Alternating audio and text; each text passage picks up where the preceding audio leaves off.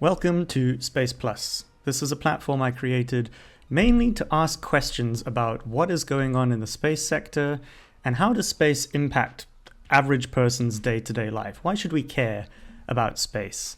I'm learning quite a lot about what's happening here in Scotland, where I am, but obviously anything that's happening here is also happening in the context of the global space sector, much of which is still driven by the US.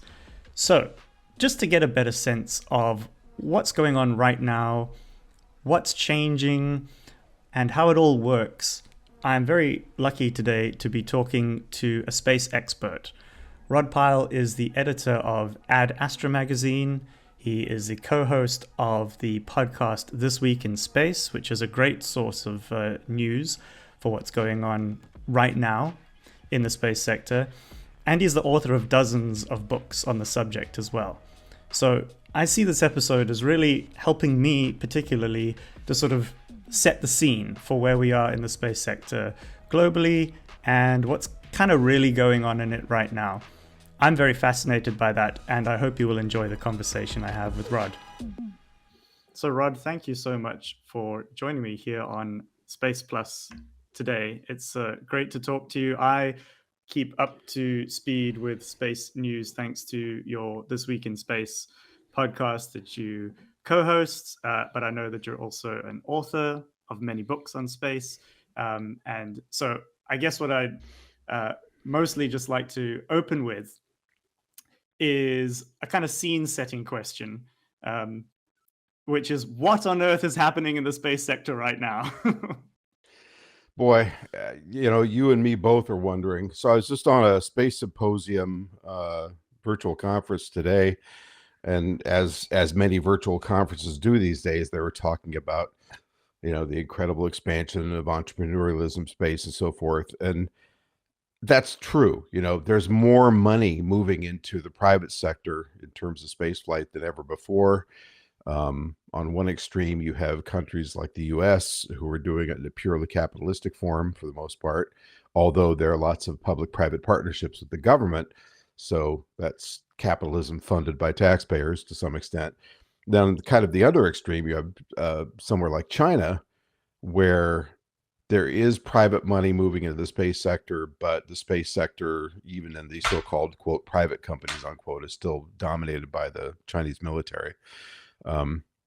But you can see from the results, while the U.S. is still marginally ahead in most areas, especially launch because of SpaceX primarily, China's catching up very fast, and they've made no bones about it that they intend to dominate space by 2045. And a big part of this conversation is who's going to dominate? Who's going to dominate? Space is ours. We're going to be in control. We're going to do this, and everybody else is going to follow in our stead. And that's one way of looking at it, and I understand why people get that way, because there's a lot of fear on both sides that somebody else is going to get the prize. But in the best world, and of course, most of us who are writing and working in this area think about internationalism. But years ago, I was having a conversation with Buzz Aldrin, one of many. And he, for a guy who's as much of an uber patriot as he is, and he's very big on Flag Day and, obviously second man on the moon and so forth. So he's going to be very tuned into that. He has always pushed for internationalism and always pushed for some kind of rapport with China in this area. And, I think that ultimately has to be the game plan. We can keep doing this as individual nations, but there's so much duplication of effort and so much waste in doing that. I suppose from the American perspective in particular, the idea of competition is always appealing because we tend to do better when we're competing, either with each other or with other nations and other forces. But it is just wasteful, and ultimately, an international collaboration would be great. So I've drifted from your question a bit, but that's a big part of it. There's still a huge push to the moon. I'm sure you've seen the calisthenics that the NASA budget's going through the United States. We'd never seen, as our president would say, never seen anything like it before, although he usually means it in a different way. we're looking at the biggest budget cuts since the mid 1960s when the Apollo program started throttling back. About 1965, 66, the Saturn V's were coming out the other end of the production line. Uh, the lunar module was almost done, still had a couple of years to go. The command modules and so forth. Most of the space hardware was either finished or on the way to being finished. So we had this massive set of cuts to NASA, and a whole lot of the, if you include everybody as private contractors, 400,000 people ish, a whole lot of those people were suddenly on the street looking for work. The recent Trump budget proposed for NASA would have done much the same, except instead of putting welders and assemblymen out of work, it would have cut the NASA science budget by half, which, you can build a case for, kind of naively, for, oh, we have enough science. Who needs science? Let's fill the potholes on Main Street. Of course, that never works. And NASA science has been the source of more innovation and return on investment than almost any other part of the American economy for decades.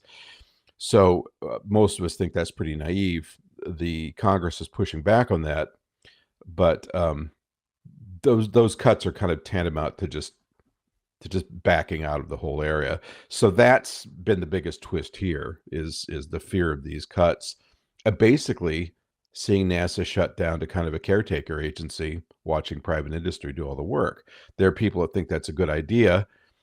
And a lot of that's based on watching what's happened to SpaceX, which is, of course, the elephant in the room to your question. What's happening in space? Well, SpaceX is happening.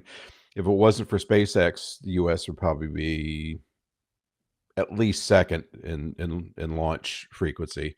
And that's just one metric, but it's an important metric. Because of SpaceX, we're still dominant, and they alone are launching more than anybody else on planet Earth.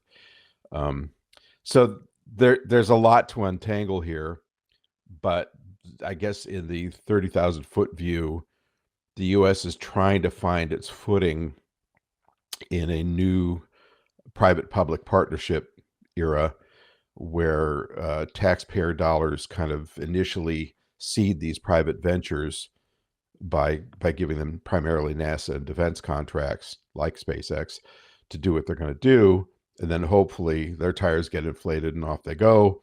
And we're all along for the ride. And then NASA can get down to doing what it arguably does best, which is exploration and pushing the envelope. In terms of Europe, it's interesting. Years ago, I wrote a book called Space 2.0, published in 2019. It was kind of the big look at the next 25 to 30 years.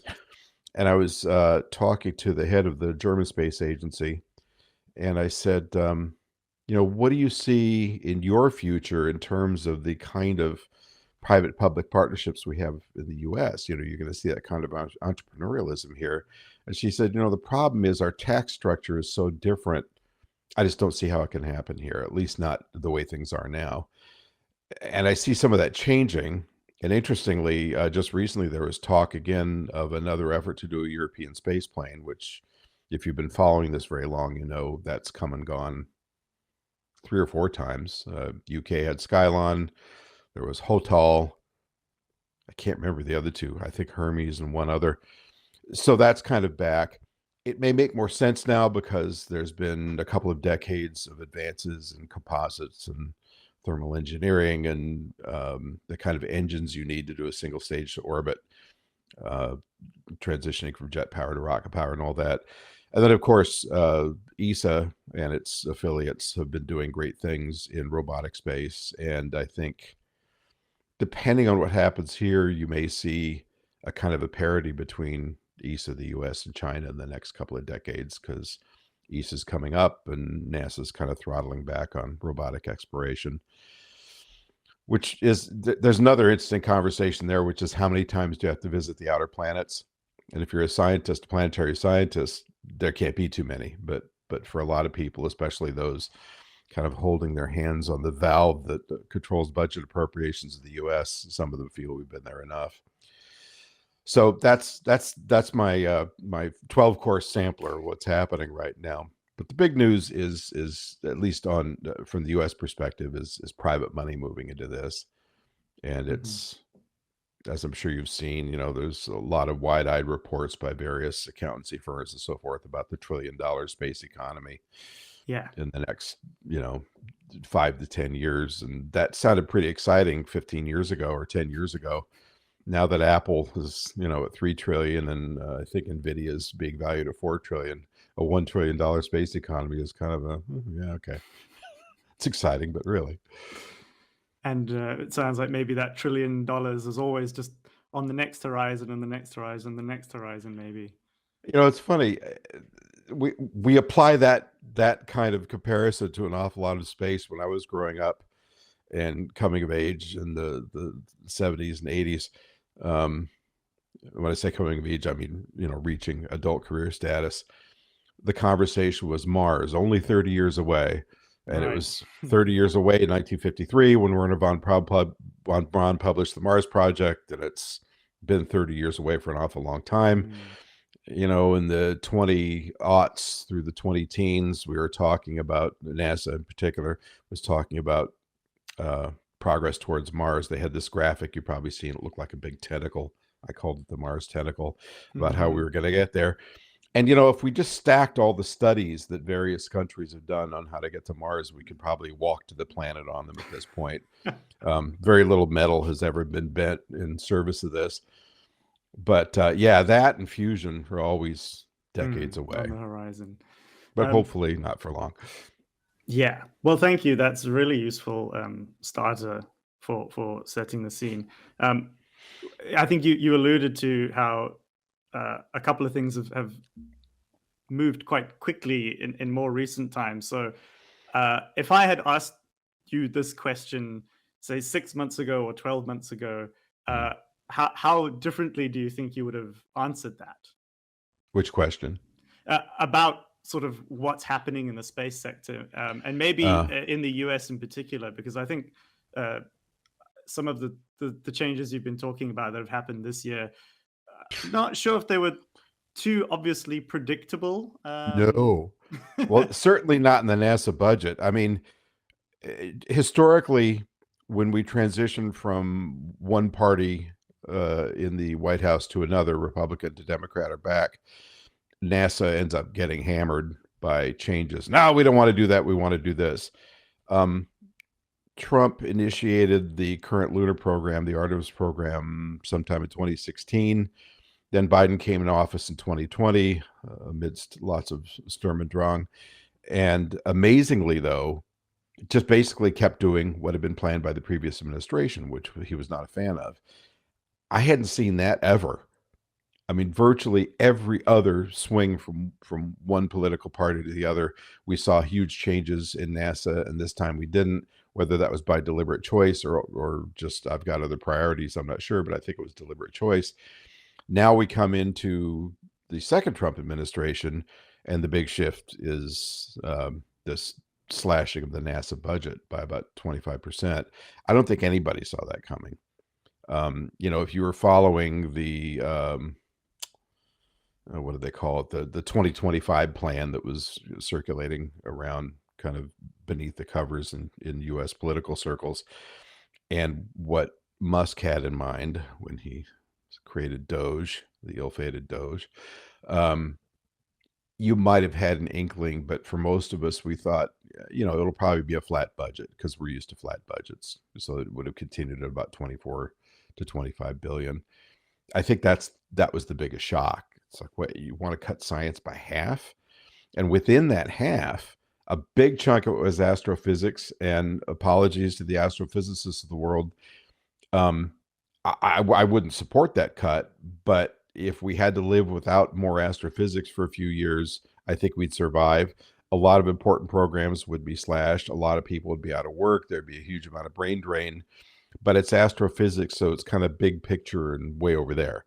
But when you're talking about the next biggest area to be cut, which is climate monitoring and weather and so forth, I mean, now not only are you not able to warn people on the East Coast as quickly as of that impending hurricane and so forth, but you're quite deliberately deciding, okay, if we can stop data coming in about climate change, then it doesn't exist anymore, which is kind of the way things are moving here. What we report are the facts only, and that's wrong. So I think those areas of the big news, which is NASA budget cuts, are the ones that really were a slap in the face. It was like being smacked in the head by a 20-pound tuna. It's like, wait, what? You're doing what? Fortunately, as I mentioned, we're seeing some pushback from Congress, and I think there's always arm wrestling over this. I think they'll probably end up taking, and NASA will end up taking a small cut, mostly to the science side. But it's possible that it'll be the biggest budget they've had yet. So we'll just have to see. But I think that, of the news items, that was the one that was kind of the jaw dropper. One other thing I read the other day, which was a little dispiriting. The U.S. and the Soviet Union flirted quite a bit with nuclear space back in the 60s and 70s. So we wanted reactors in orbit. We wanted reactors ultimately on the moon to power a moon base, and finally nuclear propulsion, which is the best way to get around the solar system if you're in a hurry and you want to move big masses, because it's not like a short firing of a rocket engine. It's this continuous acceleration for days, weeks, or months. So the U.S. had gone through Project Rover and Project Nerva back in the 50s, 60s, into the early 70s. And these were nuclear thermal engines. So basically a big fission reactor that heats up some kind of reaction mass and creates a terrific amount of thrust and can Was it fire for the hours and Voyagers hours. were powered by? So those are radioisotopic RTGs, thermoelectric generators. Right. That's a plug of plutonium wrapped in thermocouples that generates kind of a low amount of electric current over a long period of time, like 40 years. So that's a very kind of solid state device. What I'm talking about is an actual rocket engine Oh, I see. powered Okay. by a nuclear reactor, like we had back in 1930s science fiction in the strap it on and Right. go rocket days, right? So that's if you're trying to get to Mars with people, if you're trying to get to the outer planets in a rush, you do it with nuclear thermal or nuclear electric. So in China and the U.S. in the last decade, there had been renewed interest in that. And like I said, we know it works, and the material science is way better now than it was back in the 60s. So it would work better than it did then. So that had been kind of rejiggered on the U.S. side with a thing called Project Draco through DARPA. Just got canceled. So, you know, we build the stuff, we cancel. We built Viper. We were going to have this rover go up to the moon and prospect for volatiles on the lunar surface, which is the big idea behind half the idea why we're going there, right? Is because there's water there and we can use that to get to the rest of the solar system and so forth. Well, Viper was ready to go. And I know engineers that were working on it and were overseeing the program. And because the private company that was supposed to launch it under one of these private public partnerships wasn't ready in time, the whole thing gets canceled. So it's bad enough when we see that here, but if I'm in Europe working with the European Space Agency, for instance, and NASA cancels one of these, I mean, we have this kind of stunning record of canceling programs that we're in cooperation with Europe on. One of the more recent ones being the European Mars rover. How long can you generate trust in the international community if you keep chopping these programs? And it's just injudicious, I think, on the part of the executive branch, because usually they may be trimmed, but they're fed enough money to keep them alive until the next fiscal cycle when we hope, okay, maybe the budget will come back. But at this point, a lot of them are just going to disappear. And I think that's heartbreaking. And my apologies to you and our European partners for being very inconsistent that way. That's okay. I won't take it personally. Okay. But thank you.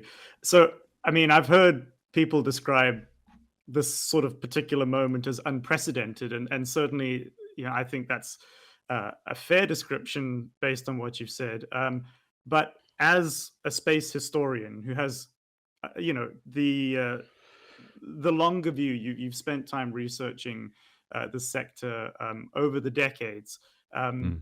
yeah, are we really in unprecedented times? You've kind of alluded to the fact that NASA's been at this point from a budget perspective in the past. So, yeah, just zoom out and tell us a little bit about kind of where this moment fits into where we've been so far in space. Well, on the U.S. side, where we've been in space since the 1950s, was government spending big tax dollars to make things happen. So at one point, the Apollo program was devouring about 4.5% of the federal budget, which is a lot. And all it was doing at that point was Gemini and Apollo, the crewed programs, and Mariner to Mars and a couple of lunar probes. I mean, there wasn't a lot going on. So it was a lot of money spent on a few things. Now they're operating on a tenth of that, about a half of 1%, or the way things are going, less than that. And there's stuff happening all over the solar system. There's multiple Martian rovers, there's multiple Martian orbiters, there's still stuff operating in the outer solar system. We've got the Voyagers way out beyond the heliopause, and countless Earth orbiting assets and ground programs and aerospace and all kinds of other stuff. So it's spread really thin. And if you ever go to a NASA field center to visit, it's a little bit like walking into kind of a forgotten military base. You know, it's a lot of secondhand furniture that's all banged up, and the facilities were built in the 60s and not maintained very well. I mean, they're really operating on a very thin margin. So I think that's a big change. But I guess the biggest one, you know, I hate to keep circling back to the same thing, but really this idea of public-private partnerships. I mean, we've always had some kind of public-private partnership, but in the past, in keeping with this big NASA, big money thing, big tax money spends, it was NASA hiring private industry to build what NASA wanted, with NASA inspectors standing over their shoulders, you know, counter checking that. I mean, literally, that screw was turned 2.4 revolutions. And that would be the guy who did it, the company guy next to him who was overseeing it, and then the NASA inspector next to him that was, you know, checking the box. So that's how it used to be done, and it's very expensive. That's cost plus contracting. So the contractor, the private company, you know, Grumman or whoever, would say, okay, we're going to build your lunar module for $2 billion, no sweat, however much it was. And of course, at the end of the day, it's that plus all the extra costs. So the contractors make out like crazy. And that's why aerospace was so big for such a long time in this country, was cost plus contracting. That's pretty much gone. It's still happening to some extent in military and in the Artemis program. But for new NASA contracting, it's fixed fee. And as we've seen with Boeing and the Starliner, fixed fee can be a real bear trap. They're in the hole, I think, coming up on $2 billion trying to get Starliner to work so that they can make a few flights before the space station is splashed. So I guess that's the other big thing, you know, is this new notion of not just public-private contracting, but how it's done on this fixed fee basis, with the ultimate idea being NASA sets the big goals to some extent, although private industry is certainly free to do it themselves, and then in some way oversees the initial forays out there, which are almost always done by robots, and then helps, we hope, set the agenda for human exploration. But then these private companies just go, go, go. That's all predicated on them being able to figure out a way to make money there. Now, does it have to be that way? No. A guy like Elon Musk or Jeff Bezos could fund NASA for 10 years without even blinking, because they've got so much money tied up in their assets. If they sold everything off and said, okay, I'm taking over, and at least under this current administration, the White House probably say, great, it's all yours, do what you want. That would be a different story, but that's not going to happen. So, you know, an extension of that thought is we're looking at the moon now. I mean, we've been there, we've done it, we need to go back. It's a logical stepping stone for further steps out into space for a lot of reasons. It's got some gravity, which is helpful for human physiology. It's a point in space where you can easily rendezvous and land and take off, so forth, because the gravity is very low. And it's a good training ground for going to Mars and beyond. It's close. It's a couple days away, you know, depending on how you're getting there, it could be faster. But when you're talking about Mars, which is way, way out there, many months away, and lots of health hazards, and oops, we missed the planet, we just keep going, that's bad. You know, that's a bigger conversation, and how that infrastructure is going to come together and play out, I think, is the big question in my mind. And then, of course, you have to address the question of why we want to go, you know, other than the exploration imperative, which I've written about a lot in the past. You know, is there a way to, you can close a business case on the moon with some imagination by saying, okay, there's water there, it costs this many thousands or tens of thousands of dollars to launch a gallon of water off of Earth in the form of water or fuel or whatever you're talking about in terms of how you're using water or constituents of water. If it's on the moon, just sitting there, and it's easy to gather and process, so I can make drinkable water and I can make rocket fuel and I can make this and I can make that. Now you've got a really strong business case along with possibly pharmaceuticals and other things. But what's the business case behind going out to Mars? How do you close that? Mm. Tourism isn't going to do it. We've already seen that, I think. Um, that's a big question, you know? Yeah. So people are interested in going to space from the perspective of exploration. You've just mentioned making money being one possible motive. What got you into covering space in the first place? Like, why is this interesting to you? How long do we have? So I grew up during the Apollo program, which is an amazing time to be alive because these missions were going out to the moon every 2 months for quite a while. I mean, we'd never seen anything like that since, especially with people.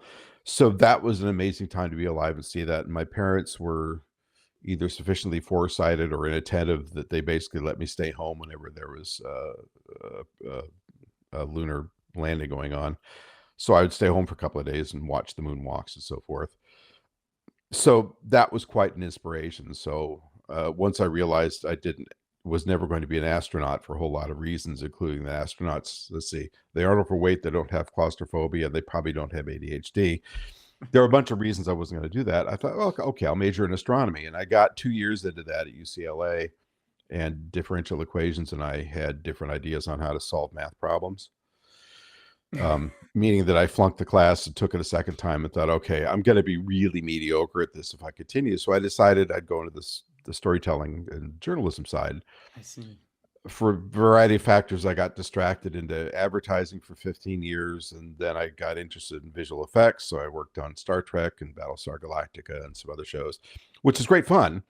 And that was the days you still used models. You know, it wasn't CGI. So that was just a spectacular time Can to we be talk there. about that a little bit more? Because that's definitely piqued my interest. What exactly Well, did you do on those two shows? so I was working at a commercial company running their production division, but one of the guys that I'd hired as a camera assistant of all things ended up going over to Star Trek Next Generation as a visual effects supervisor. So when they moved on to Deep Space Nine, he said, "Do you want to come work for us?" And I said, "Yeah," because Of I was at course. that point making educational films, ready for a change. So I was kind of the bottom of the ladder. So he would oversee the design. They'd get a script and look at it and go, "Oh God, how are we going to do this?" and try and figure out how to do it, so that I'd help build the models or freshen them up or position them or set them up for those were motion controlled days. So the model sat still and the camera would go click, click, click, click, click and fly past it and then back up and do it 8 more times. Once for the windows, once for the phasers, once for the key light, that kind of thing. Hmm. So I was helping do all that. The highlight of that was Paramount called and said, "Hey, we're doing a new book and we need a picture of the Enterprise 1701A," which was the one for the motion picture, the original Star Trek motion picture, set up just so. So we went up to the Paramount storage unit up in Pacoima, California, and got out this massive 9 by 6 foot by 6 foot crate and open it up, and here's that unbelievable model. Now that miniature, when it was built in 1977, cost almost $200,000, which is a lot more now. It was insane, but it's just one of those things. Costs got out of control, but it's perfect.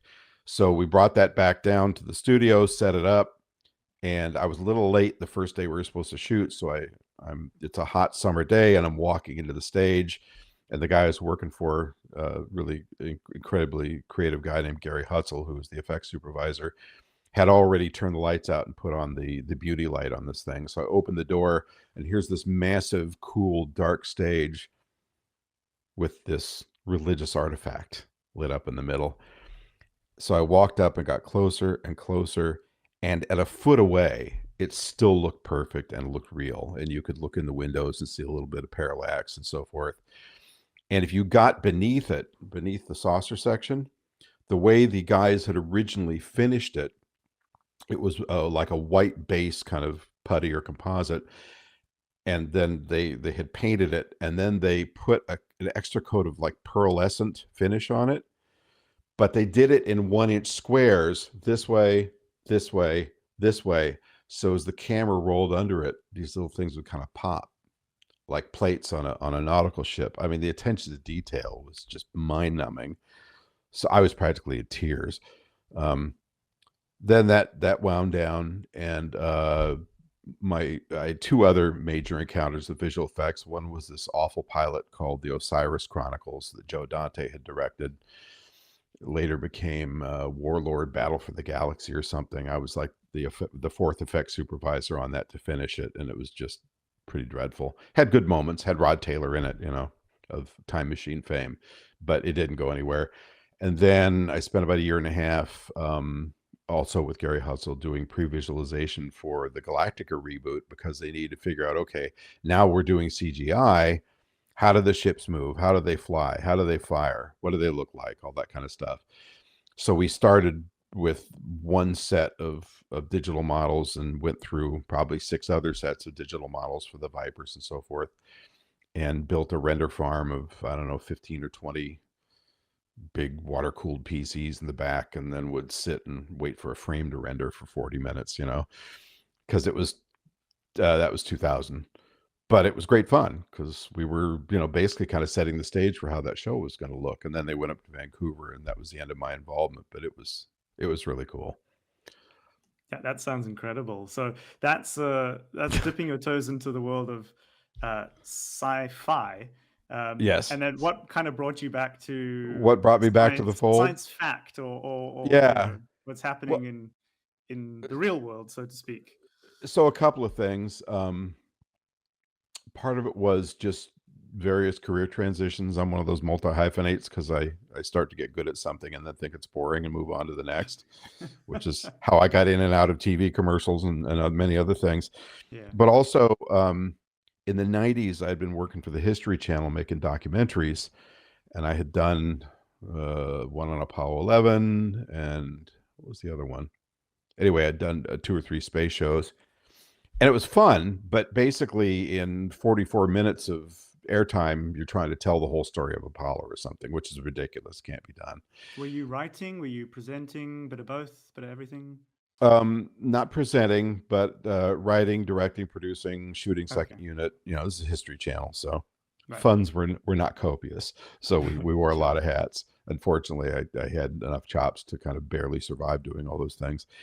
So it was fun, but it was just so limiting. And you're working with a crew, and you can only afford 2/3 of the people you need, and so forth.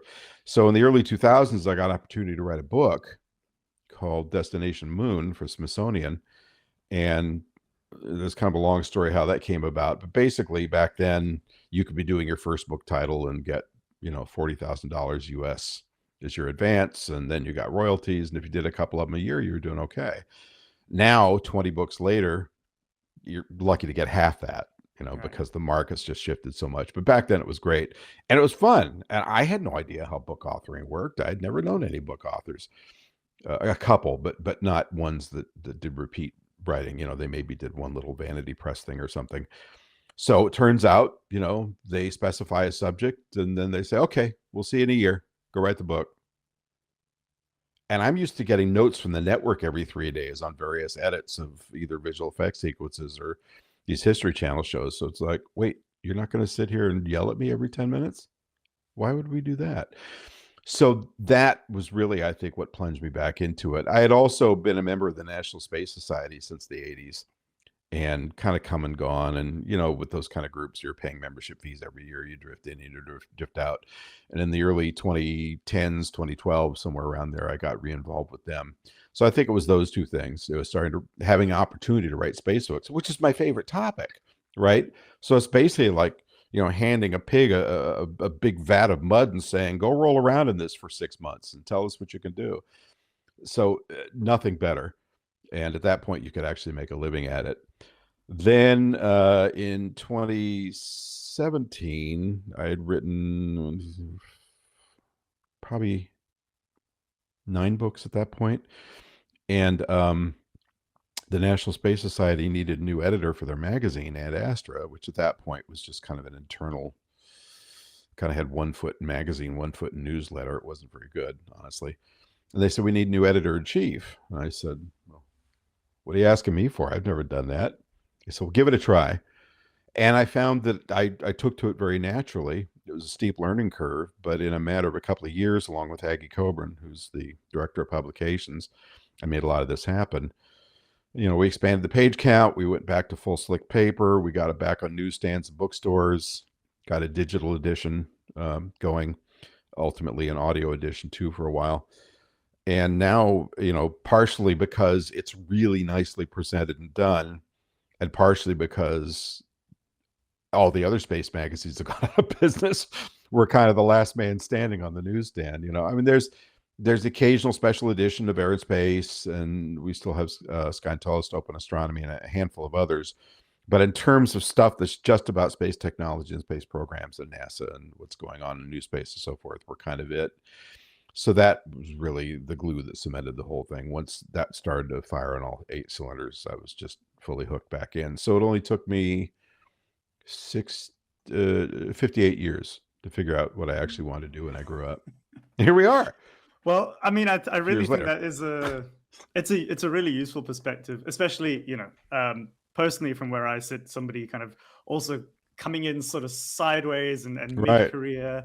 And I get the sense that it's not hugely uncommon for people to arrive in the sector one way or the other, regardless of what they're doing, in a maybe unconventional manner. But I wanted to ask, having now worked in space media for some time, do you get a sense that there is a growing audience for people interested in space, or do you think, again, to sort of bring your longer view perspective to it, that it will always kind of top out as a niche interest because of a sort of, I guess, maybe a fundamental misunderstanding about how relevant space is to people's day-to-day lives? Well, how would you describe that?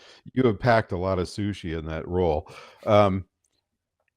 So I think the overall marketplace for consumption has expanded just because it's become so cool.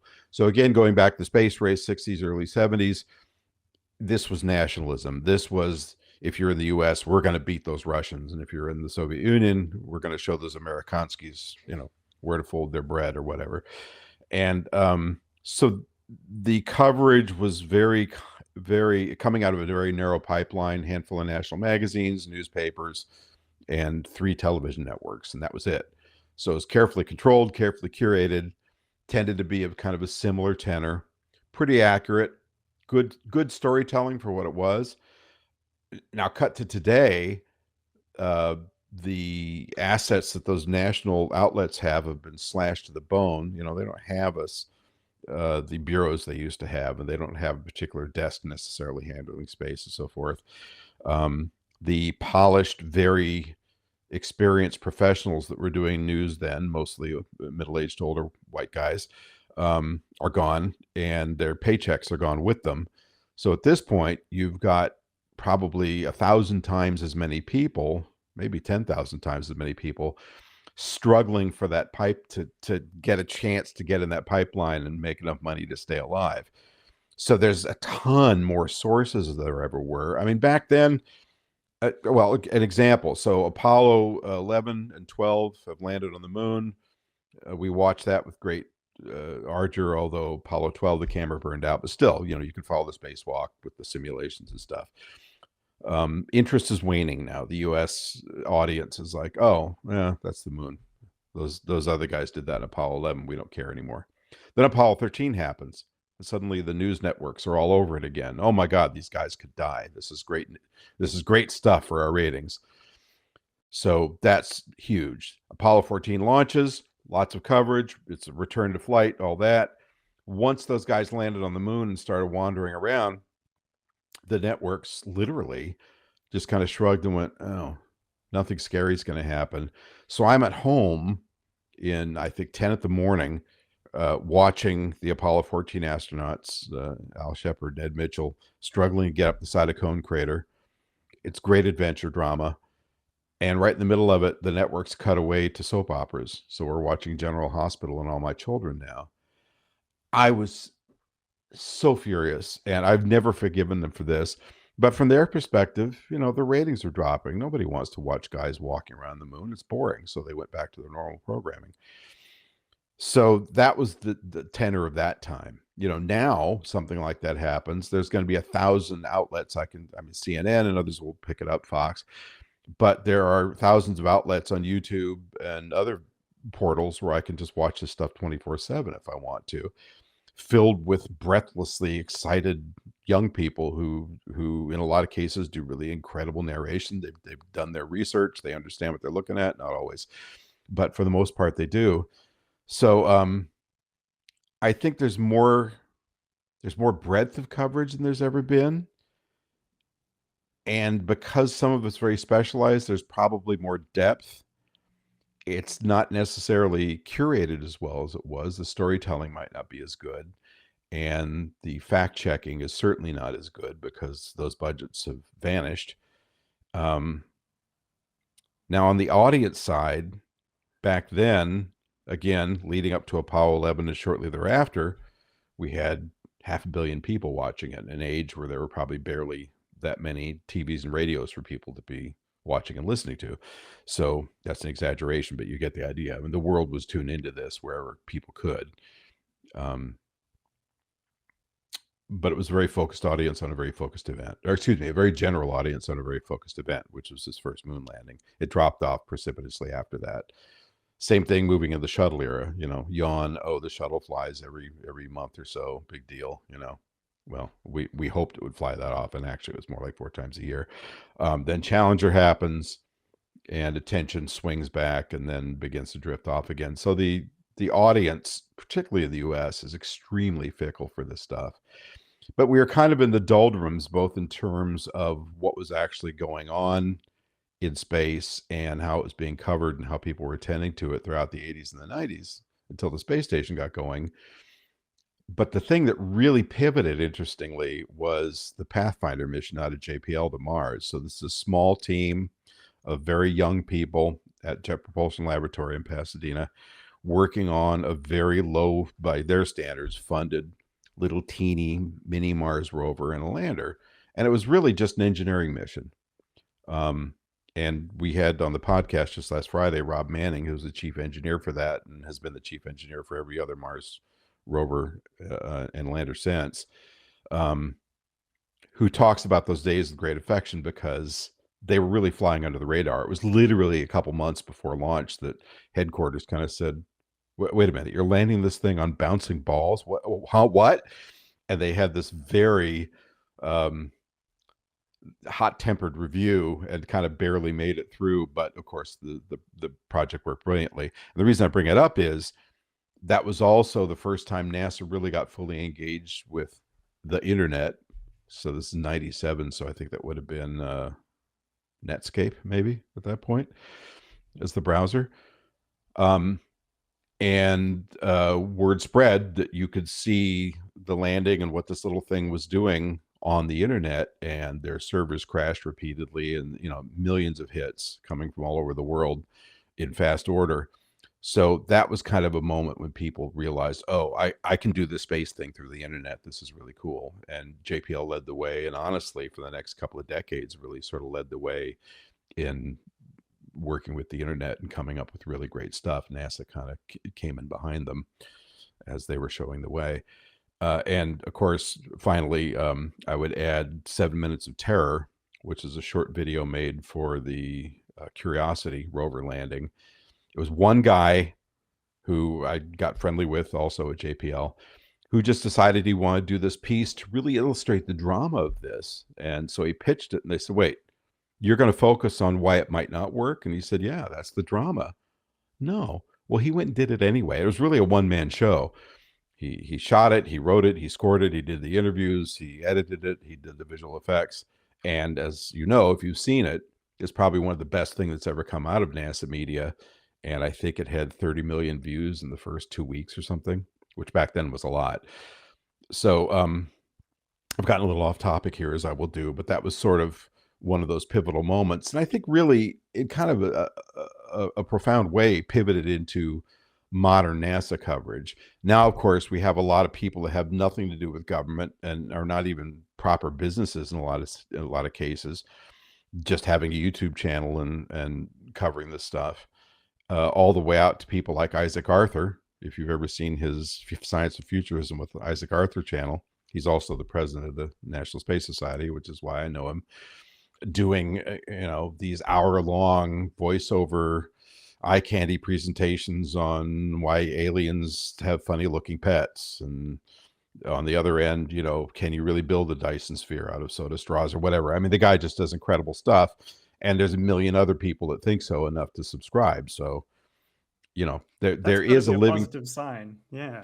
Well, it is, although that's big 50 to 200 years out there stuff. In terms of what's happening right now, though, you've got NASA Spaceflight and a number of other private operators. A lot of them have multiple cameras set up out at Boca Chica so they can see the SpaceX launches and so forth. And they cover them live, kind of breathlessly, which is fun. And you can pay, $5 to $25, I think, to, have your initials pop up on the screen or something. I mean, it's brilliant. It's capitalism at its best when it really works. So to get back to what should have been a much shorter answer, I think there's a bigger audience than there's ever been. The problem from my perspective is when you look at the polls and the surveys, whether it's Gallup or Pew or whoever, Ipsos, in the US, interest in space flight, depending on how you ask the question, what the question is, if you factor everything through the strainer properly, it's about the same as it's ever been. Interesting. You ask people, should the U.S. be a leader in space? 50 to 60, maybe 70% U.S. citizens will say, absolutely, because that's easy, right? But then when you say, okay, should the U.S. land astronauts back on the moon? Now you're talking maybe 17%. Well, that's part of the deal, but they don't see it that way. So support here and interest is pretty flabby. In China and India and other emerging economies, I don't know if we can really call China emerging anymore. They kind of emerged and topped, but developing economies like this, interest is very high. And the Chinese in particular have done something very clever, which we haven't really managed here. We always named our crewed spacecraft in the Apollo era anyway, the Apollo program, Greek mythology, Yeah. Artemis, Greek mythology, sister of Apollo, so forth. The Chinese have taken that and ramped it up to 1,000%. So every spacecraft, every program, every little bit of it has some bit of Chinese mythology or cultural relevance woven into it. So, the Tiangong space station is the heavenly palace, that kind of stuff. U2 is the legend of the rabbit and the goddess on the moon and so forth. And it really seems to resonate with people. So between that and the innate nationalism that comes when you're under a kind of absolutist government of that type has really worked for them. So they don't have these yearly budget cycle swings and cutbacks and cancellations and all that. They just plan 10 years out and say, okay, we're going to do that and that and that. And that's why I'm fairly certain they're going to beat us back to the moon with astronauts. And they're going to do it by October of 2029. Because they've been saying 2030. Well, no, they've said 2030, but that is the 80th anniversary of the People's Republic of China, and that's a big deal for them. So I'm fairly certain they'll take any risk necessary to make that occur. That's really interesting. Just the differences and the kind of national mythology that impacts where the audience sits. So thank you for that. What do you think? Maybe just kind of starting to wrap up. What do you think people should be most excited about space? And I don't know, I was going to say what excites you the most, but that might be different to what you think, the general public who, the small audience I'm fostering here that are kind of coming with me as people that don't really know space, but are excited to learn about it. Is there a singular fact or a singular project or mission or something that you like? I really wish more of the public were aware of this very cool thing. Not a single. And actually, the podcast you alluded to earlier that I do with Tarek Malik over space.com, which is called This Week in Space, kind of reflects my interest areas. Not all the guests are what I'd say, oh my God, I've got to get this person on here. I'm going to die. But a lot of them are. Um, I think Mars sample return was very big in my viewfinder, and now that's probably done, at least on the American side. I think the Chinese will do it. They'll do a contingency sample grab. They won't do the kind of thing Curiosity did, or Perseverance, I mean. Um, boy, at this point, I'm kind of with the masses. I'm holding my breath on the Artemis landing. The flyby Artemis 2 will be exciting, but it is just a flyby. I mean, we did orbit with Apollo 8, which was, when you look back at Apollo 8, basically flying on evolved 1950s technology and going with just one rocket engine out to orbit the moon and then come home and had that engine not fired to come back. I was just talking to one of the flight directors from that the other day, who I'm working on a project with. And I said, did it bother you guys that if that service propulsion system didn't fire up, they were going to be in lunar orbit forever? And he said, honestly, we just didn't think about it that much. Those were the stakes. Well, we're a lot more risk adverse now than we were then, at least on NASA side. So that's not what they're doing. They're going to do a flyby. I'm looking forward to that, but it's really that next lunar landing is going to be the sip some bourbon and tear up moment for me, I think. It's not as important scientifically as it was in the 60s and early 70s, because the discoveries are probably going to be much more specific and focused than they were then, because it's not the first time. But it's about the storytelling, right? Which is what you've kind of alluded to almost this whole conversation, as to what ignites people's imagination. Well, and it's kind of the next big moment after the Falcon Heavy. If you remember that launch in 2018, for me, and again, this is a very subjective kind of emotional thing, but it's finally, we're back to a big rocket. It ain't the Saturn V, but God damn it, it's a big rocket. And it's this crazy private guy, much like science fiction movies of the 50s, those low budget movies where some scientist / retired general says, I'm going to build a moon rocket in my garage. And then, here's Elon Musk kind of doing that before he became unpopular, a little whacked out. The moment that the fairing of that rocket separated and we saw the dummy sitting in the Tesla Roadster, he could have flown. This was a test mass, right? Just to balance the spacecraft properly. It usually would have been a block of metal or a tank of water or something. That was the most brilliant public relations move of the 21st century in my book. And I got misty-eyed. I thought, damn, we're back, Since then, we've seen Starship kind of come and go. So I guess, the big moment, if I make it that far, would be boots on Mars. And I don't know who that'll be. But for now, I just that person's alive today? Yeah, I do. Now, whether or not they'll be alive when they get there is another question, because it's a tough trip. That's the difficulty. I mean, Starship is coming along slowly, but they still haven't addressed the radiation issue. They haven't really addressed the life support issue. They haven't really addressed the 7 months drifting inside that big can. That said, it's the size of the pressurized volume of one Starship is bigger than the pressurized volume of the entire International Space Station. So you got a lot of room to hang out for 7 months, and we know we can do that. So if you can do the radiation and all that, you'll be fine. So I'm hoping to see that. But if I can see a human return to the moon, I'd like it to be United States. But it doesn't have to be the United States. It's good for whoever gets there. That would be very satisfying. I'm not giving you permission to take me after that happens, because I want to last a little longer. See if I can have grandkids. Yeah, but and again, I kind of envy you in a way, because you're moving into this when you are. I kind of got back into it when things were still kind of stumbling along slowly. It was exciting to see SpaceX, this new company. We're flying our little rocket. If it fails, the company's out of business, and then Falcon 1 finally works, and then they move on. So that's been great to see. But I think the time you're coming to it is really, you're going to be firmly entrenched when this explodes in a few years. That's probably a bad choice of terms. When this starts expanding dramatically in a few years. And hopefully we'll see that happening where you live as well, because it can't just be the US and China. I don't think Russia's going to come back in a meaningful way, if at all, at least not for many, many years, because their program's really kind of on its knees, the space program. But Europe is really primed to jump in a big way, and the technology's there, the minds are there. It's just investment and purpose at this point, I think they've and had a bit of a wake up call in light of recent events, to start taking all of that more seriously, I would say. well, and you've got flexibility there to work with partners that we can't hear. You can work with China, you can work with the Middle East and places that we either can't or just don't choose to. But what was the name of that conference? I spoke virtually at a conference in the Middle East, middle of the pandemic, anyway.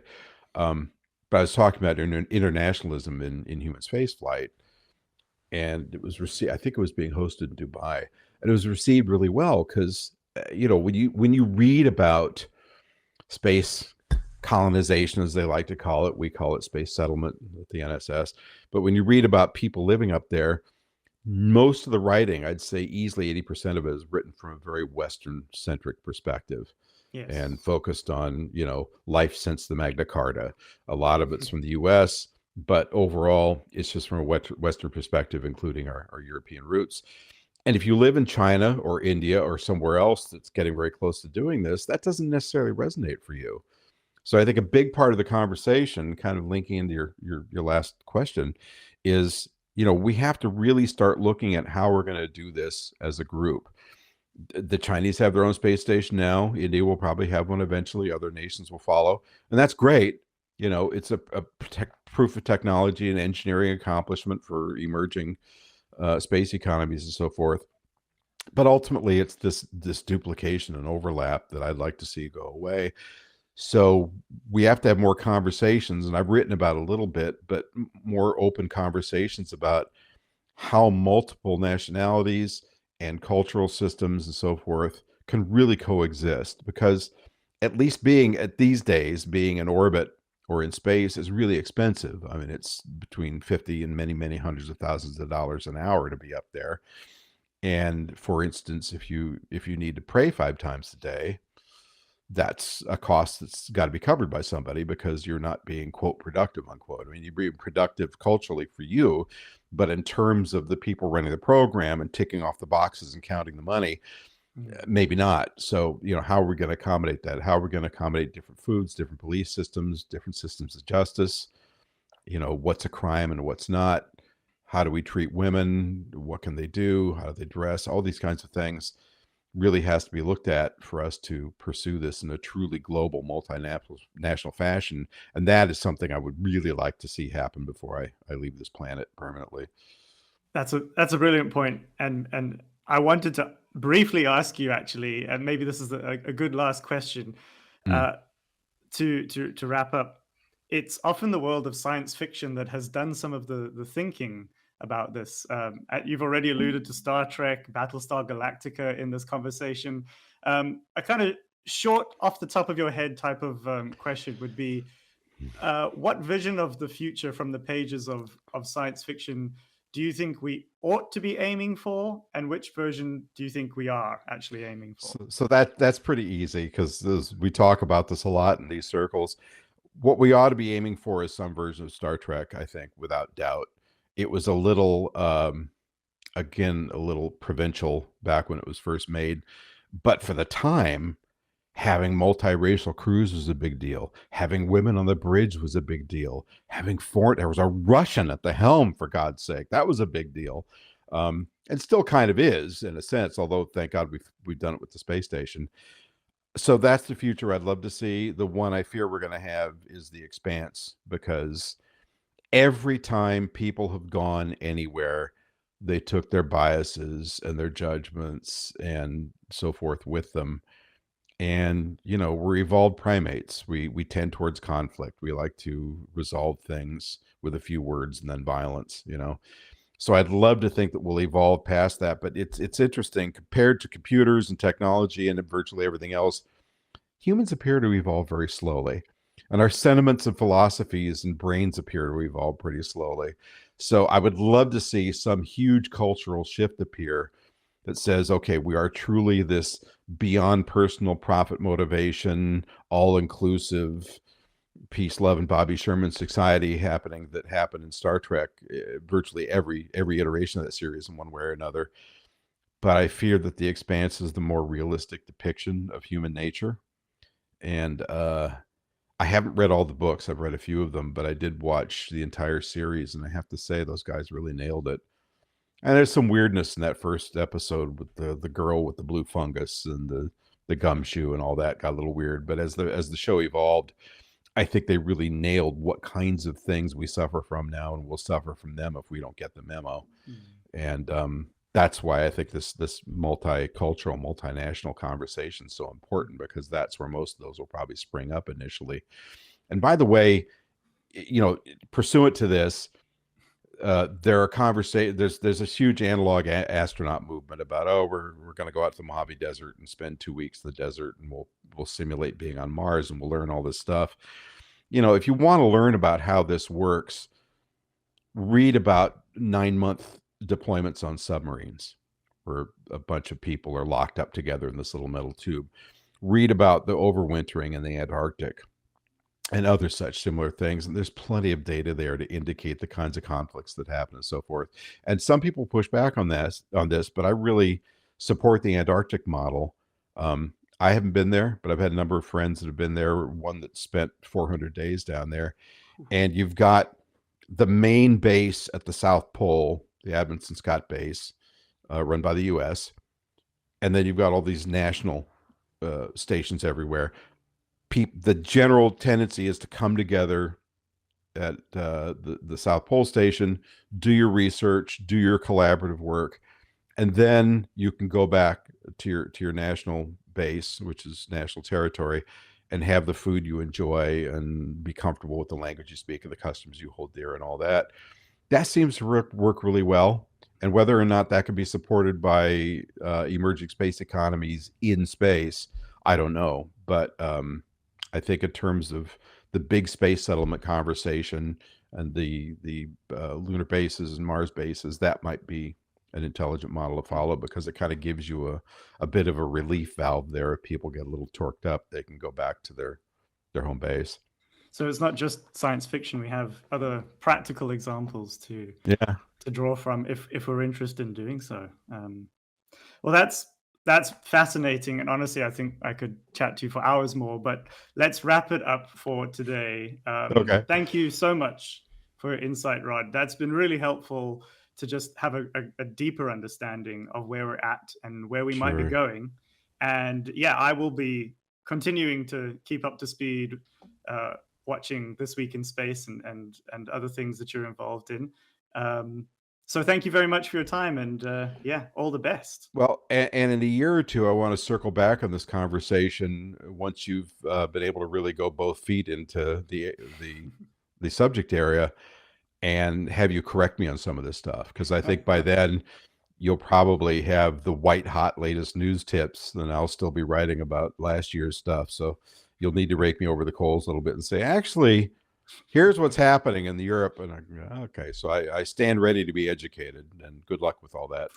Thank you very much. We shall see how that goes. Okay.